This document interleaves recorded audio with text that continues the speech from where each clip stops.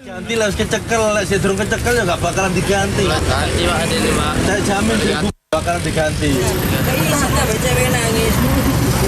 Seorang pemotor asal Kecamatan Prajurit Kulon, Kota Mojokerto ini menangis saat akan ditilang dan diamankan kendaraannya oleh petugas Satlantas Polres Mojokerto. Bahkan pelajar SMP ini merengek dan merayu polisi untuk dilepas dan tidak diamankan kendaraannya yang tidak sesuai standar dan menggunakan knalpot brong. Sejumlah pemotor lainnya yang sempat akan kabur berhasil dijaring polisi karena menggunakan knalpot brong.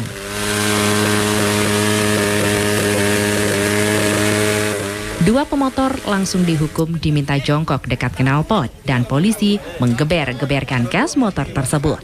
Hukuman ini dilakukan agar pengendara tahu jika bunyi knalpot brong mengganggu pengendara dan masyarakat lainnya. Operasi dan razia knalpot brong serta kelengkapan ini dilakukan untuk mencegah aksi trek-trekan saat perayaan Tahun Baru di kawasan wisata Pacet, Kabupaten Mojokerto. Selain itu, operasi ini dilakukan untuk menekan angka kecelakaan di kawasan wisata Pacet.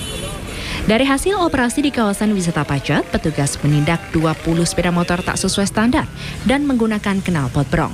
Serta pemilik kendaraan ditilang dan diminta untuk memasang kelengkapan sepeda motor hingga tahun baru usai. Kami menghentikan pada kendaraan yang terutama yang tidak sesuai dengan standar aslinya. Seperti ban kecil, kemudian knalpot brong dan tidak ada spionnya. Itu kita mengantisipasi itu, nanti kendaraannya kita tahan dulu sampai nanti menjelang selesai tahun baru untuk bisa diambil kembali.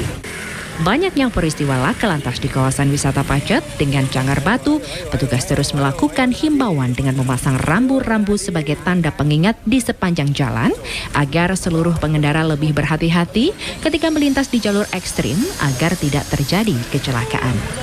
Aminuddin Ilham, CTV.